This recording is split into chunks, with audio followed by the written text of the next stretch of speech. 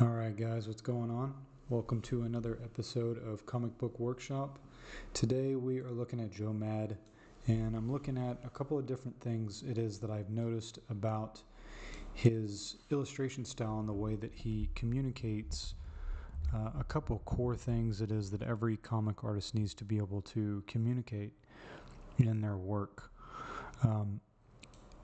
One of the things it is that I really appreciate about looking at these comic artists is that it gives you examples of how you can take something that every comic artist has to do, and you can see it from different perspectives from different artists. Every artist is going to end up solving the problems that they have in a different way, right? And so one of the most common problems it is that you have to solve is the setup for the setting, right? Establishing a scene, establishing a setting, and moving the camera through that scene and showing you what is actually relevant to that scene within a page, right? So I would say this page right here, so if we just go and we just think about just the story in general, we get this establishing shot up here of the cityscape, and then we have this next, I guess you could say, establishing shot of Elektra, and she's sitting down and she's surrounded by her weaponry, and we can see she's obviously in this helicopter, right? So we're seeing an establishing shot not only of the city but also of the helicopter. So we're being shown the place it is that our camera is going to go into, as well as the surrounding environment. And so we have this nice shot. I like this shot because there's symmetry here. Obviously, like she's sitting in the middle of the panel, and she's got these two seats on either side of her. But of course, Joe, he understands that if you make an image too symmetrical, it just looks really boring and uninteresting. And so if I just trace out just the general shapes of these guns back here, just the general shapes of these, the direction that they're pointing and whatnot, you can see that they're not identical, right? And in a lot of ways, they're very asymmetrical in that sense. So the figure is posed symmetrically and posed around these background elements symmetrically, but then the background is broken up. Now that's an important thing to understand, because symmetrical images in general are they're kind of boring to look at. Or they might be reserved for, like a sacred space or something like that. Symmetry is used in an environment like this to communicate something that is contrary to what this scene is trying to communicate.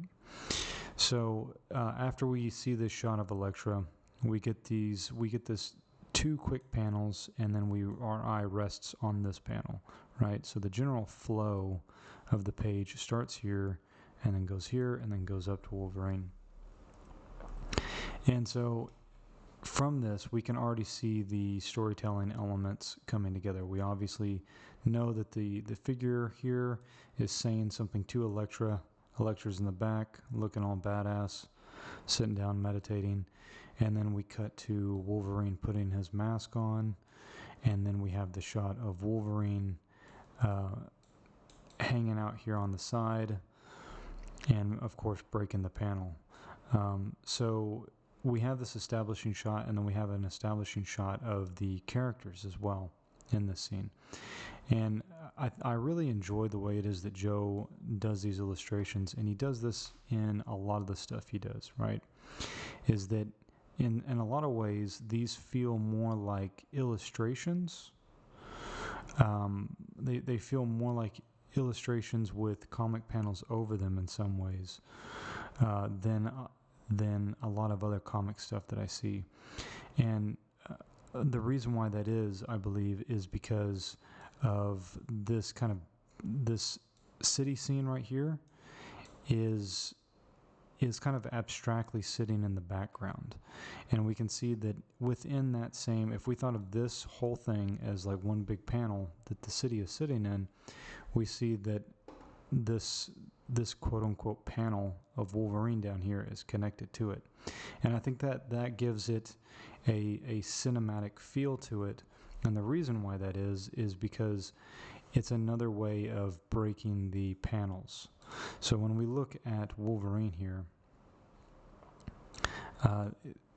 Joe is able to create a really good sense of dynamicism by putting this hand here. And it's just overlapping just a little bit with this panel over here on the side. But that little bit of overlap really makes the image feel very dynamic. You know, if you imagined if the panel was in front of the hand, how awkward it is that would look, right? And so there's a, I guess you could say, a graphic design element to it, but to me it feels just very cinematic. So let's go ahead and we'll jump to the next one. Again, there's a lot of cinematic storytelling going on here. You know, just with looking at the images alone, he tells you the story, and it's very clear, and you get a very clear idea that the only thing that is missing is obviously the text. But we can pretty much tell the story without it, right? We've got these two guys, they're hanging out, and they're just chatting away, and then all of a sudden a sword cuts through the frame of the door in between them. And then this figure kicks the door open and then punches this other dude in the head. So it's a nice, easy flow of panels, right? And it feels, even though there's no panel breaking going on here, it still has this very cinematic feel, and I think part of that is because he's so good with blocking in these different shapes and these different forms, that I think that it really creates such a nice, clean style. Like, these are pencils, but I mean, they feel like they're so close to being inks, that with the amount of detail it is that he puts in the door, right? This one is closer to the first one in the sense that the elements that feel more, like I said, for lack of a better term, they have more of a graphic design kind of feel to it. There's more of I guess, a graphic design kind of feel, and there's more of like using different design tricks. It helps it feel cinematic, right? So we have it right here in this opening shot. We have this figure that is popping out of this panel and stepping forward, and is actually overlapping again with this panel here, which is also being overlapped by this object here, which is quite it's quite telling, right? Like I mentioned before, if you could imagine that, you know, the foot is hidden behind the panel, and this was not even, this was also hidden behind the panel, then the general feel it is that you would get is that it wouldn't feel dynamic, and it would feel kind of broken, especially if this was hidden behind the panel. That just wouldn't work. But then even here we have Venom, and Venom is broken again out of this panel, right? So Venom is broken out of this panel that's sitting in the background, and this figure is jumping out of the panel and stepping towards us. And then we have the figure throwing his arm up, and then we have Venom getting hit in the eye, and then again we have another panel break, right? And I love this illustration down here, and it's insane how good Joe Matt is that he can pull something like this off. You know, this panel over here, it almost feels like it almost feels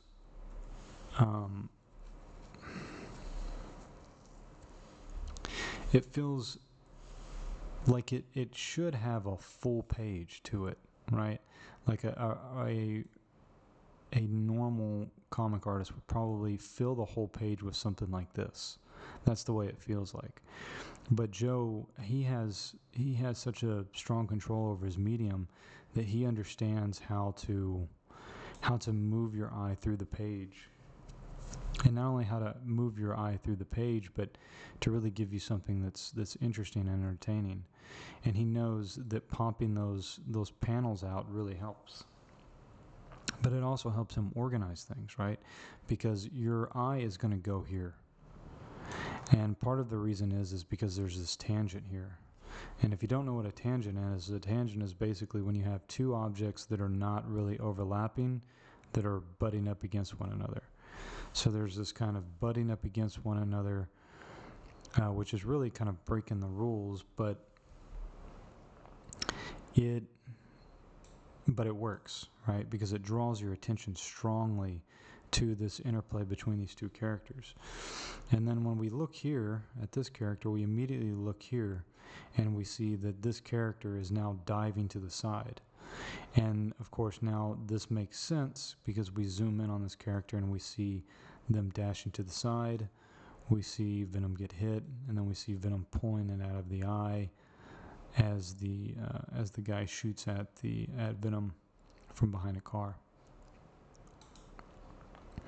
This one I wanted to use is just a great example of acting, right?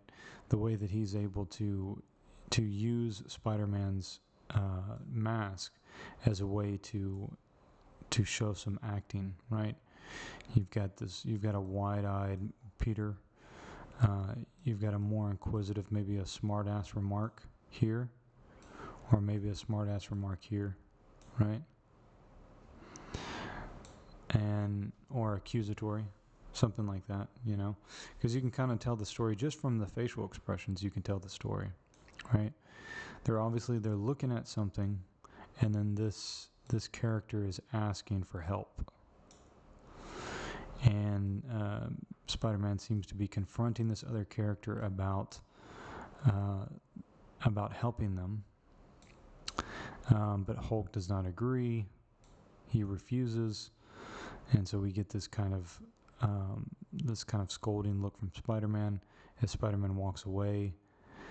His attitude has changed because the slump of his body, the way he's leaning forward, gives you this impression that he's disappointed in Hulk, or maybe he's depressed or something along those lines.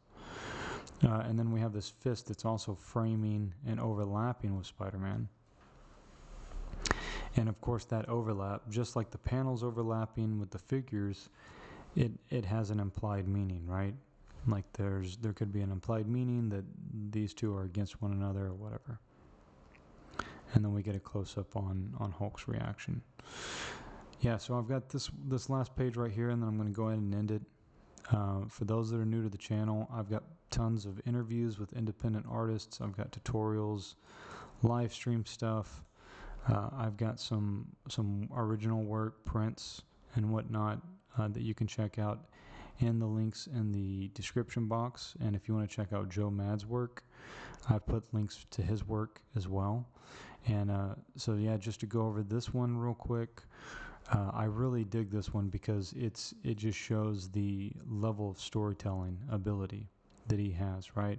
Because this feels like a scene out of an anime. You have this close-up of the characters, and then you have slightly pulling back, and then we see he's grabbing with the webbing, he's grabbing this gun, and then we cut to the next scene, and we pull back again, and now he's whipped that gun up with the webbing and smacked the other guy in the face with it,